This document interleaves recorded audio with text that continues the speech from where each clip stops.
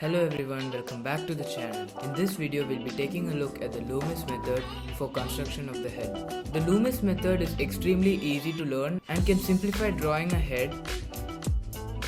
To draw using the Loomis method, start by drawing a circle, then divide it into two vertical and horizontal halves. Now I make the circle slightly smaller on both the sides and erase the remaining part. Then we divide the circle into segments in such a way that the distance between the top of the head, the hairline, eyebrow line, the nose and the chin are kind of equal. Remember that this is not necessary always and it differs from person to person and we must make adjustments accordingly. Now I'm going to use the Loomis method to draw a quick sketch of a random model I found on Pinterest.